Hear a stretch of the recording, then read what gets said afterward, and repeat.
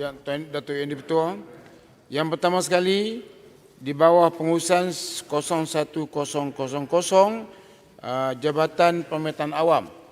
Saya yang pertama sekali saya nak ucap terima kasih kerana kerajaan seperti yang telah disebutkan oleh Pak Disen tadi berusaha untuk mengambil balik pegawai-pegawai kontrak yang telah dibuang oleh kerajaan PH. Kerajaan PH dengan tidak berhati perut telah membuang pegawai-pegawai kontrak. Jadi pada hari ini kalau nak jadi hero untuk ambil balik pegawai-pegawai yang telah dibuang, di mana yang melibatkan mereka, keluarga mereka, anak-anak yang tidak diperjuangkan masa itu. Tetapi sekarang ni kita pula mempertikaikan pula usaha kerajaan untuk mengambil pegawai-pegawai kontrak, yang mana sebahagiannya ialah untuk diambil balik pegawai-pegawai yang telah dibuang kerja dengan begitu zalim pada masa yang lepas. Saya nak jentuh Jabatan Pemetaan Awam di sini supaya sistem kenaikan pangkat itu dikaji semula. Kerana kadang-kadang penilaian dibuat kepada pegawai rendah M41 dengan izin. Katalah yang buat penilaian M44. Jadi kadang-kadang M44 tu dia pun merangkak nak naik pangkat. Jadi kalau penilaiannya dibagi kepada M41, tu dah pasti penilaian yang berdasarkan dirinya. Jadi mesti ada satu penilaian bebas. Jadi saya minta JPA jangan ambil pendekatan yang telah tertulis di situ bahawa pegawai yang immediate dengan izin memberi laporan, tapi kena ambil laporan yang bebas kerana kadang-kadang pegawai yang telah tersangkut begitu lama satu tempat, saya rasa dia akan suka untuk memberi laluan orang yang bawah untuk naik ke atas dan sebagainya. Sebab ini ialah sifat kemanusiaan.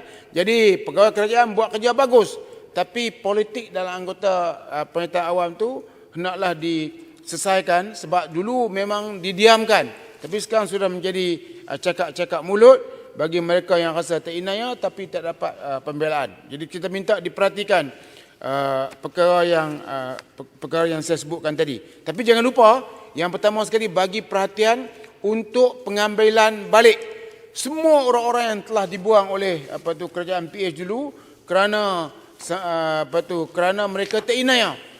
Ada jabatan yang telah pun ditangguhkan, ditutup terus selama 2 tahun seperti jasa. Ini dipertimbangkan balik walaupun dikatakan bahawa peruntukannya 85 juta, orang tidak melihat bahawa peruntukan sebelum ditutup ialah 75 juta.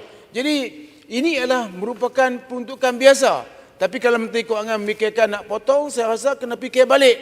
Sebab ini adalah melibatkan pengambilan semua kaki tangan yang telah yang telah dipecat dulu.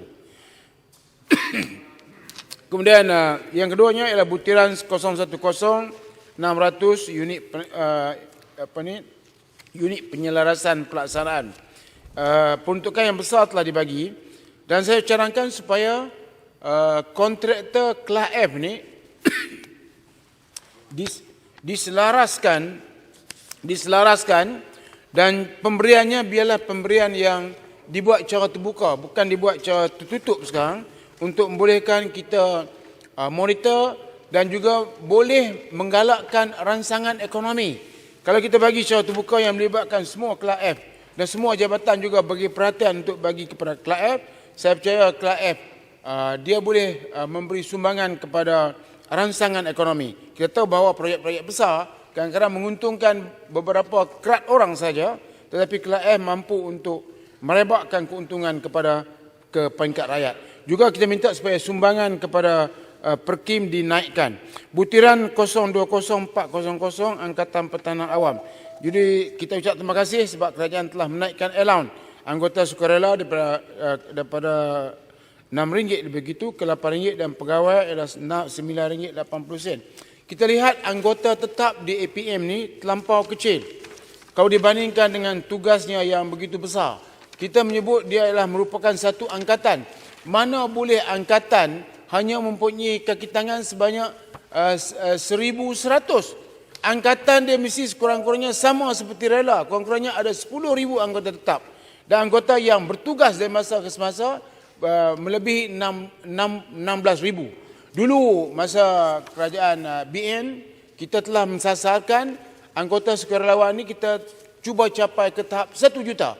Hampir kita capai, tapi nampaknya sekarang ni masa kerajaan PH benda ini tidak diberi perhatian benda ini telah apa orang kata telah balik ke belakang, dan sekarang ni kita nampak ada peningkatan, terutamanya bila mereka terlibat secara langsung dalam menjadi frontliner membenteras COVID-19. Jadi kita minta diberi perhatian supaya anggota sukarelawan APM ni dipertingkatkan.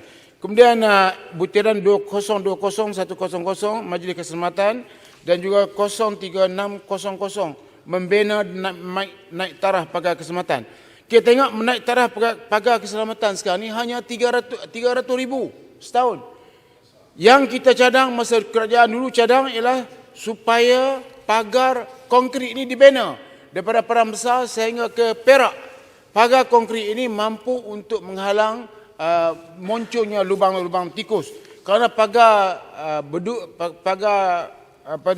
berkawat ini atau pagar besi yang dibuat sekarang ni telah mewujudkan lubang tikus sehinggalah berlaku peristiwa 2 anggota kita telah dibunuh baru-baru ini. Itu sebab mereka telah mohon bahawa penggunaan drone itu diperkenalkan untuk membolehkan rondaan dibuat dengan lebih baik. Jadi saya minta pagar keselamatan ini diperhatikan semula, kelulusan dulu supaya pagar ini dibina, supaya dipertimbangkan semula. Akhir sekali, seperti kawan-kawan kita telah sebutkan, seperti Dr. Maza, Dr. Rozaini, Dr. Rizwanti, Husin Yi dan sebagainya menyebut bahawa sebuah kerajaan biarlah sebuah kerajaan yang dirahmati.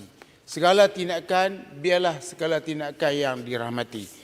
Sekiranya kita tidak dirahmati, negara yang tidak dirahmati oleh Allah Subhanahu Wa Taala, sudah pasti kita akan berada dalam keadaan yang kelam kabut.